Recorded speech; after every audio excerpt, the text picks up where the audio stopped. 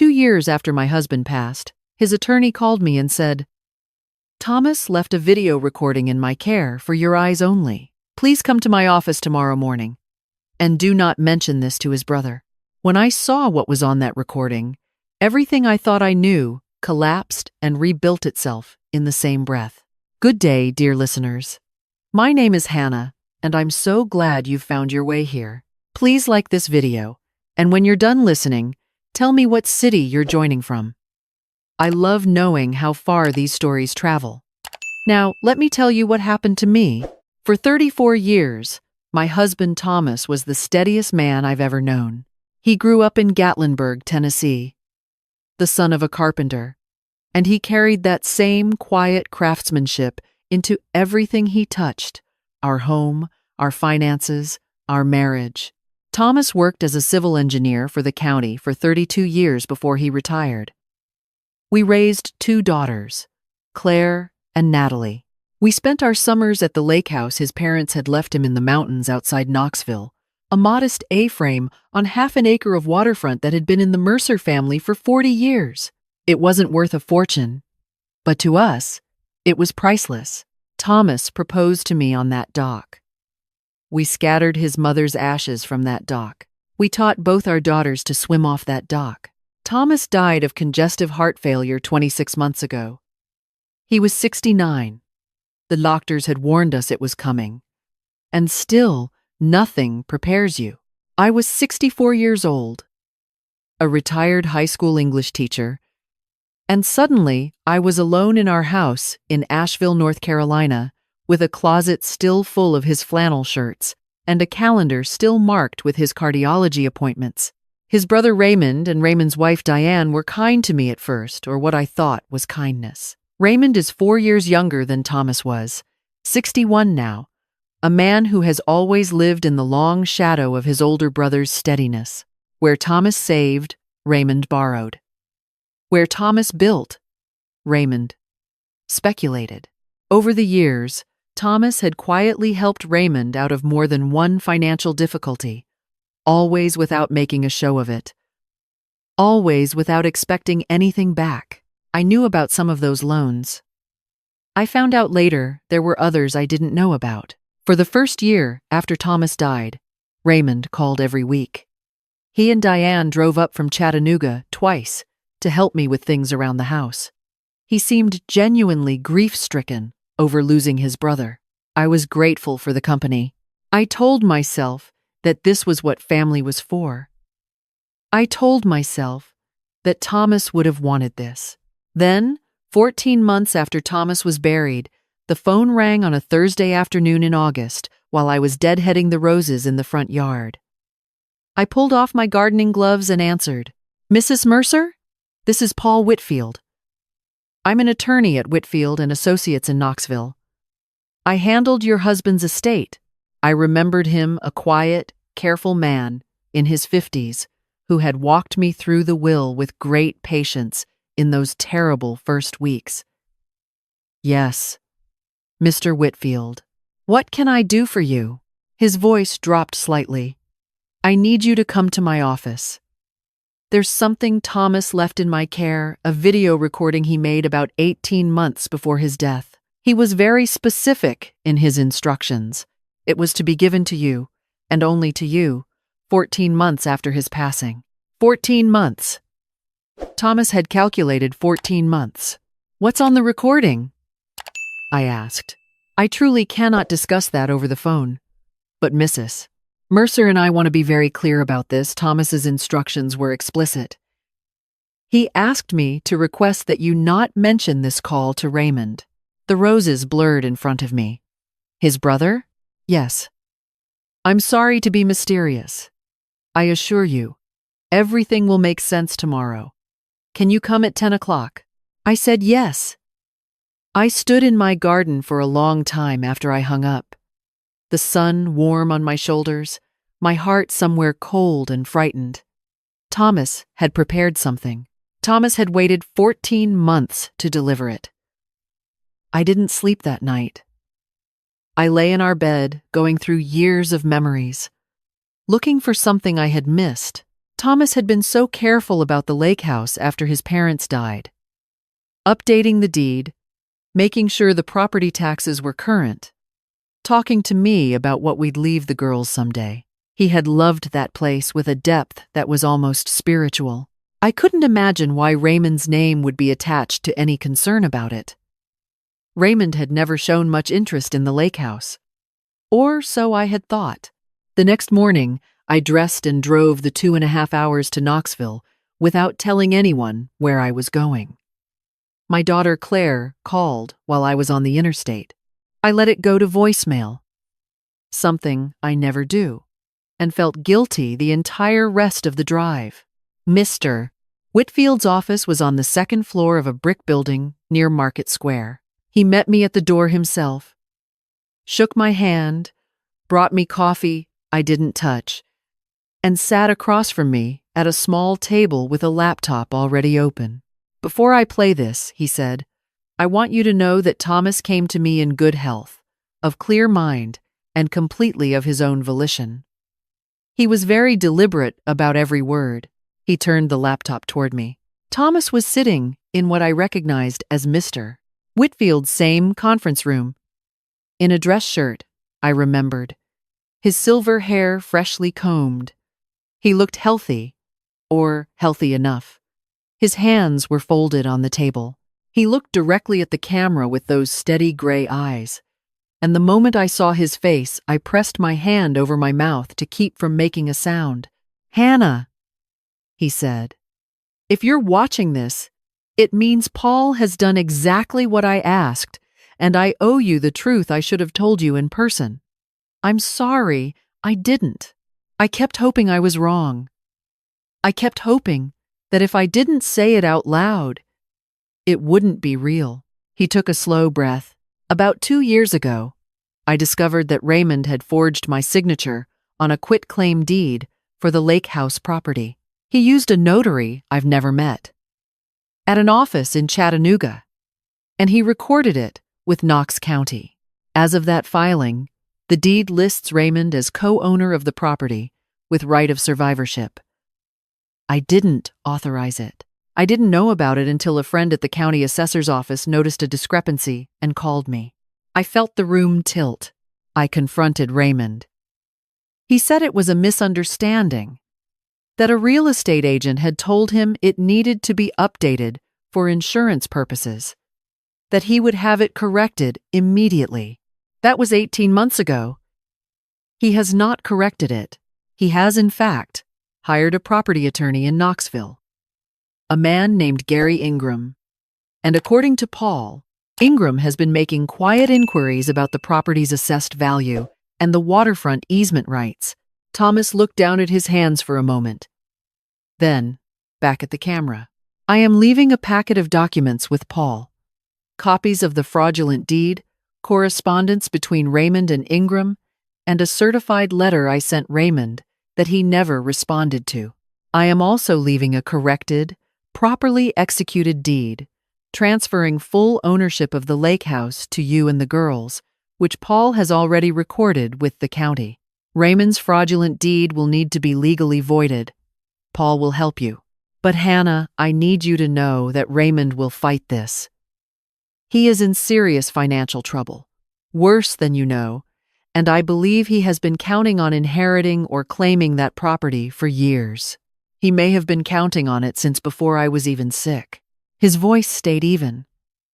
That was the most Thomas thing about him. He delivered terrible news the same way he delivered any other news, with quiet steadiness, because he believed panic never helped anything. "I love you. I love Claire and Natalie. That lake house belongs to our family, and I need you to fight for it. You are stronger than you know. I've always known it. Now I need you to know it too." The recording ended. I sat in that conference room for several minutes without speaking. Mr. Whitfield slid a box of tissues across the table and waited. Outside the window, Knoxville went about its ordinary Thursday. He recorded a corrected deed? I finally managed. "Recorded and clear," Mr. Whitfield said.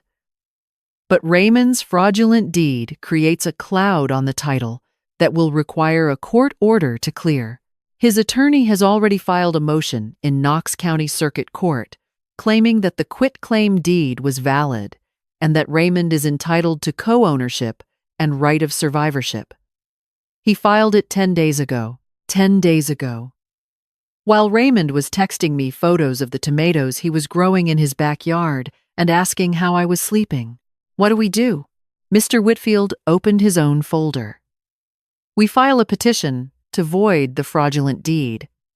Based on forgery, we have strong evidence the notary in Chattanooga has no record of Thomas ever appearing in person, which is required by Tennessee law. We also have Thomas's affidavit recorded before his death, specifically anticipating this challenge. He paused. Mrs. Mercer, your husband was very thorough. Yes. He was. I drove home that afternoon with the box of documents on my passenger seat, my hands steady on the wheel, my mind moving through everything the way Thomas had taught me systematically, without panic. Raymond had been planning this while Thomas was sick. Raymond had sat beside me at Thomas's funeral with tears on his face, knowing he had already forged the deed. He had called me every week for a year, bringing casseroles and offering to clean gutters, while his attorney was making quiet inquiries about easement rights. That evening I called Claire. I told her everything. She was silent for a long moment. Uncle Raymond forged Dad's signature? That's what the evidence shows. Mom. Her voice had gone flat and cold in a way I recognized it was her father's voice, the same steadiness, carrying the same weight. Tell me what you need. I told her about Mr. Whitfield, about the corrected deed, about the court petition. She asked sharp, precise questions. She had been a paralegal before her children were born, and she had forgotten nothing. By the end of the call, she had already looked up Gary Ingram's public filing and read it twice. His argument is weak, she said. He's claiming Dad was confused about the deed and asked Raymond to handle the paperwork. But Dad never did anything without reading it first, and that's provable. Your father kept records of everything. I know he did. She paused. Does Natalie know? I'm calling her next. Natalie is my younger daughter, 31. A nurse in Charlotte. Warmer than Claire, and no less fierce when it matters. She cried when I told her, then stopped crying, then asked where she could send a written statement about her father's character and competence. Dad knew exactly what he owned, she said. He talked about that lake house every single time we went up there. He knew every property line. He knew the depth of the water off the dock. He was not confused. 3 days later, Raymond called. Hannah, I need to talk to you about the lake house. He said it casually, as if it were a minor errand, as if he hadn't waited to see whether I would come to him first. I had been advised by Mr. Whitfield not to discuss the case directly, but I was not yet ready to say nothing. You should call Mr. Whitfield, I said. He's handling Thomas's estate matters. A pause. I'd rather talk to you directly. Family doesn't need to go through attorneys. Raymond. I kept my voice even. You forged my husband's signature. The silence that followed was different from ordinary silence. It was the silence of a man recalculating. That's a serious accusation, he said finally. It's what the evidence shows. Thomas was confused about that deed. He asked me to help him update it. I was trying to protect the property for the family. Thomas was never confused about anything he owned. And he left me documentation, proving he never authorized that filing. I paused. Please contact Mr. Whitfield. He hung up. Within 48 hours, Diane called. Diane has always been the smoother talker of the two of them, the one who knows how to soften a demand until it sounds like a favor. Her voice was warm and a little wounded. Hannah, I just want you to know that Raymond is devastated. He loved Thomas. He would never intentionally do anything wrong. He genuinely believed Thomas had asked him to update the deed, and he knows he should have double-checked the paperwork. And he is so sorry for the confusion. Confusion. Forgery had become confusion. Everything is in Mr. Whitfield's hands now, I said. But Hannah, lawyers make everything worse. You know that. Raymond and Thomas were brothers. This is a family matter. If we could just sit down together and talk, Diane. I was surprised by the steadiness in my own voice. Thomas left me a video recording, specifically telling me what happened and asking me to fight for this property. I intend to do exactly that. Another pause. A video recording. She said it the way people say something they weren't expecting to have to account for. Yes. Goodbye, Diane. The next weeks moved the way legal proceedings always seem to, in bursts of activity, followed by long stretches of waiting. Mr. Whitfield filed our petition. Gary Ingram filed a response. We deposed the notary in Chattanooga, a young woman named Brenda Oakes, who worked at a shipping and mail center, and who, when shown a photograph of Thomas, said she had never seen him and had no memory of notarizing any deed for a Thomas Mercer. Gary Ingram claimed she was misremembering. Mr. Whitfield obtained the sign-in log for her notary service, which showed no entry for a Thomas Mercer on the date the deed was executed.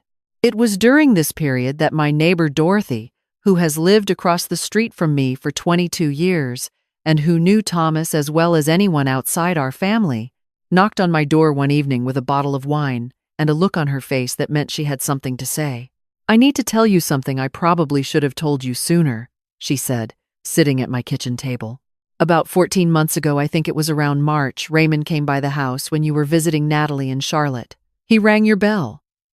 And when you didn't answer, he walked around to the back and spent about 20 minutes in the yard. I didn't think much of it at the time. But then a few weeks later, he came back. And this time, he had someone with him, a younger man with a clipboard. They stood at the back fence looking toward the tree line for a long time. I set down my glass. A man with a clipboard.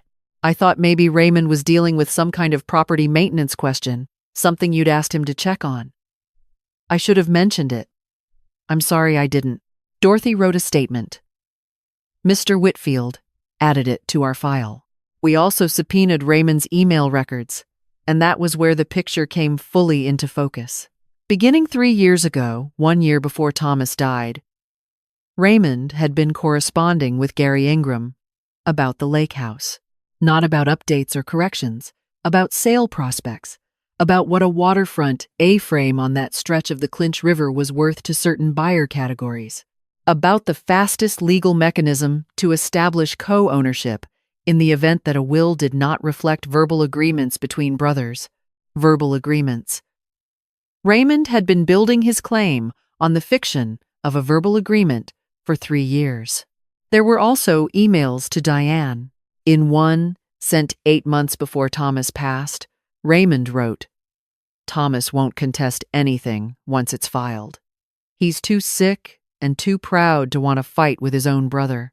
And by the time Hannah figures it out, it'll already be a legal question, not a family question." Diane had responded with one word: perfect. When Mr. Whitfield showed me those emails, I read them 3 times. The third time, I wasn't sad anymore. I was clear. 2 months before our court date, Raymond and Diane arrived at my house unannounced on a Saturday morning. I saw Raymond's truck in the driveway from the kitchen window and stood very still for a moment, deciding, then I went to the door. They came in carefully, the way people come into a room when they know they're not welcome. Diane carried a bakery box, something with a bow on it, and she set it on my counter with a small, apologetic smile, as if pastries could paper over forged deeds. Raymond looked older than the last time I'd seen him. He sat on my couch in Thomas's living room, surrounded by Thomas's bookshelves and Thomas's fishing photographs, and the ceramic bowl Thomas had bought at a craft fair in Brevard the summer before he got sick, and he had the grace to look at least somewhat ashamed. "We want to propose a compromise," he said. "Something fair. Something Thomas would have wanted." "Thomas told me exactly what he wanted," I said. "On a recording. Thomas was not well when he made that recording." Raymond's voice stayed controlled. He was on multiple medications. He was frightened about his health. He had become suspicious of people he'd trusted his entire life, including me. I am not saying he was a bad person. I am saying he was not himself. I looked at my brother-in-law and felt a grief that had nothing to do with any court case. He had practiced this. He had sat somewhere and worked out how to say his brother was not himself, and he had practiced it until he could say it in a steady voice. "What is your proposal?" I asked, because I needed to hear it. Diane leaned forward, her voice softening to the register she used when she wanted something. "The lake house sells for roughly $300,000 in today's market. We're not asking for half. We're asking for $80,000, a one-time payment, and then we sign whatever paperwork clears the deed permanently. You keep the property. The girls keep the property. Raymond just gets what Thomas would have wanted him to have if he'd been thinking clearly. $80,000.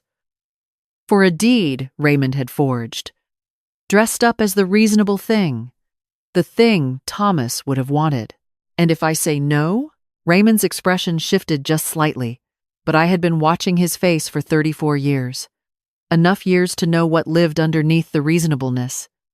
"Then this goes to trial. Gary tells us the court date is 2 months out. That's 2 more months of legal fees on both sides.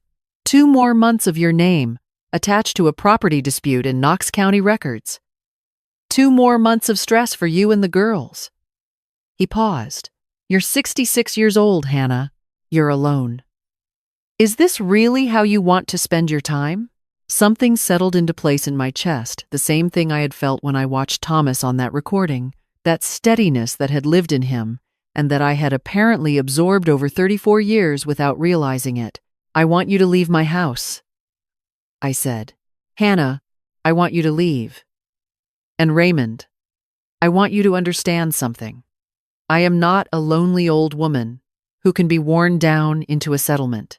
I am a woman who has a recording of your brother looking into a camera and asking me not to give you 1 penny of what you tried to steal. And I am going to honor that request." Diane stood up fast. "You're making a terrible mistake. I've made very few of those in my life. I don't believe this is one of them." They left. I stood in my living room and breathed. That evening, Claire called to check in, as she had every evening since this began. I told her about the visit. "Good," she said, without hesitation. "Let it go to court. I know. Mom, they showed you who they are. They called Dad mentally impaired to your face, in his living room. There is no version of a settlement where you come out of that with your dignity." She was right. She has always been practical in the way Thomas was practical, and I have never been more grateful for it than I was in those weeks. The morning of the hearing, I wore a blue wool blazer I had bought with Thomas the winter before he got sick, because I wanted to carry something of him in with me. Claire sat behind me. Natalie had flown in from Charlotte and sat beside her. Dorothy was there as a witness. Mr. Whitfield had prepared with the same thoroughness Thomas had always admired in him. Raymond and Gary Ingram were already seated when we arrived. Diane was not in the courtroom, I noticed that, and thought about what it might mean. Raymond looked at me when I came in, and then looked away. Judge Patricia Holt presided. She was a compact, silver-haired woman in her early 60s, with a reputation, Mr. Whitfield had told me, for not wasting time. Gary Ingram opened by arguing that Thomas had suffered significant cognitive decline in his final years and that he had expressed verbally and repeatedly his intention for Raymond to share ownership of the family property. He called Raymond to the stand. Raymond described his brother with practiced sorrow. A man who had become confused, who had trusted the wrong people, who had forgotten conversations, who had needed his younger brother's help and had asked for it explicitly. He was a credible witness. I will give him that. He had grieved his brother, and he channeled that grief into his testimony until it became almost impossible to separate the real feeling from the fabricated claim. Then Mr. Whitfield began his cross-examination. He was not theatrical about it. He simply laid one document on the table at a time and asked Raymond to explain it. The sign-in log from Brenda Oakes's notary service. Raymond said she must have logged it incorrectly. Brenda Oakes's deposition, in which she stated clearly she had never seen Thomas Mercer in her life. Raymond said she had seen many clients and couldn't be expected to remember them all.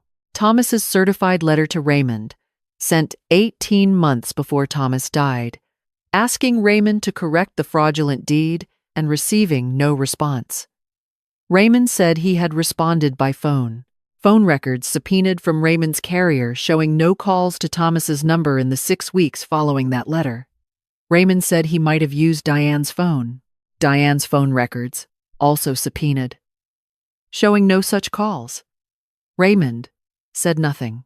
And then Mr. Whitfield put the emails on the screen. Raymond had not known we had the emails. I watched him realize it in real time, the slight stiffening of his shoulders, the almost imperceptible pause before he blinked. Mr. Whitfield read the relevant passages aloud in the same level voice he used for everything else. Thomas won't contest anything once it's filed. He's too sick and too proud to want to fight with his own brother. He set down the paper. Mr. Mercer, this email was sent to your wife 8 months before your brother died. In it, you refer to Thomas as too sick. You say he won't contest the deed once it's filed. Does that sound like a man who asked you to handle his paperwork as a favor? Or does it sound like a man you were counting on being too ill to fight back? Raymond said nothing. I'll ask again. In this email, written in your own words, I know what it says. Raymond's voice had changed. The practiced sorrow was gone. What was left underneath was tired and cornered. Then please explain it. I was worried about Thomas. I was trying to protect the family asset. I made mistakes in how I handled it. You made mistakes, Mr. Whitfield repeated. Is forging a signature a mistake or a crime in your understanding? Objection from Gary Ingram. Sustained. But Judge Holt was looking at the emails on the screen with an expression that needed no translation. Mr. Whitfield played Thomas's video recording. The courtroom was very quiet while Thomas spoke. I kept my eyes on the screen, on my husband's face, on his folded hands. When he said she is stronger than she knows, Claire reached forward from behind me and put her hand briefly on my shoulder. Judge Holt delivered her ruling from the bench. She had no patience for preamble. She had reviewed the evidence, she said, and the evidence was not close. The quitclaim deed filed by Raymond Mercer in Knox County was fraudulent, executed without the knowledge or consent of Thomas Mercer, and would be voided in its entirety. The corrected deed recorded by Thomas Mercer through his attorney would stand as the valid and sole title document. Raymond Mercer had no legal claim to the property. She also had something to say about the conduct of the case. This court has heard testimony from a man claiming his brother was cognitively impaired, she said, looking directly at Raymond, while simultaneously presenting emails written before that brother's death in which the same man describes counting on his brother's illness to prevent a legal challenge. These two positions cannot coexist. What they tell this court is that the claim of cognitive decline was fabricated specifically for this litigation, which means this court was asked to accept testimony the witness knew to be false. Gary Ingram shifted in his seat. I am referring this matter to the Knox County District Attorney's Office for review of potential criminal fraud charges related to the original filing of the fraudulent deed and potential perjury charges related to testimony given in this proceeding. I am also awarding attorney's fees to the respondent in the amount of $14,000 to be paid by the petitioner within 60 days. Raymond stood up so quickly his chair scraped. Your Honor, we're adjourned, Mr. Mercer. The gavel came down. I walked out of that courtroom into November sunlight with my daughters beside me and Mr. Whitfield shaking my hand, and Dorothy, who had waited in the hallway, pulling me into a hug that smelled like her garden soap. Claire was on the phone within minutes, already talking about driving up to the lake house before the end of the month to open it up, check the dock before winter, make sure everything was in order. In the parking lot, Raymond was arguing in a low, furious voice with Gary Ingram, who was gathering his briefcase with the expression of a man who very much wished he had vetted his client more carefully before taking the case.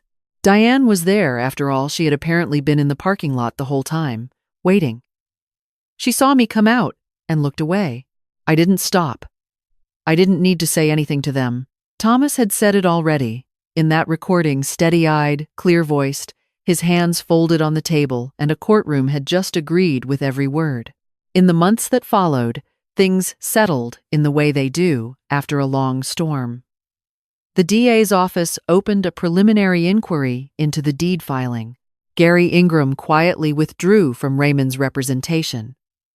Dorothy told me she'd heard through someone at her church that Raymond and Diane were refinancing what they could and selling what they couldn't, and that the pressure of the attorney's fees and the potential criminal review had made their financial situation even more precarious than it had been when they started all of this. I felt no pleasure in any of it. I want to be honest about that. Raymond had been part of my family for more than 3 decades.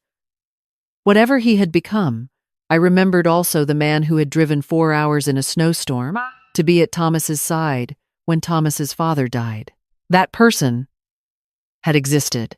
He had simply been replaced, gradually, by debt and resentment, and the terrible logic of people who have convinced themselves that wanting something is the same as deserving it.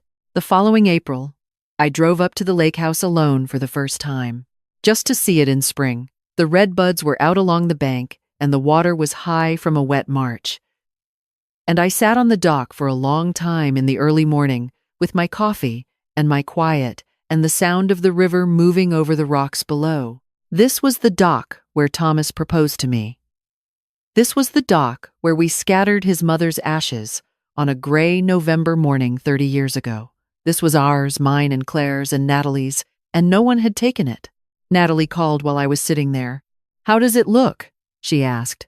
"Beautiful," I said. "Come see it." Claire and I are already planning July 4th. All the grandkids. "Mom, can we do sparklers on the dock like we used to?" "Every year," I said. Every single year. That evening, I sat at the kitchen table in the lake house, with Thomas's recording open on my laptop. Not to watch it again, just to know it was there, and I thought about what it means to be prepared. Thomas had been diagnosed, had gone quiet, had driven to Knoxville without telling me, had sat in a conference room and looked into a camera and thought of everything. He had done what he always did. Built something that would hold, then trusted me to tend it. I tend it. If you're listening to this and you're going through something that feels too large and too complicated and too exhausting to fight, I want you to hear this. The people who count on you being too tired to fight back have already decided what you are. Don't let them be right. Your husband or your wife or your parent who loved you enough to build something for you, they were not wrong about what you're capable of. Fight for it. Do it carefully. Do it legally. Do it with good people beside you. But do it. What would you have done in my place? Would you have taken the settlement, or would you have stood your ground? Let me know in the comments. And tell me what city you're joining from. I'd love to hear your voice in this. Thank you for listening. I'm Hannah.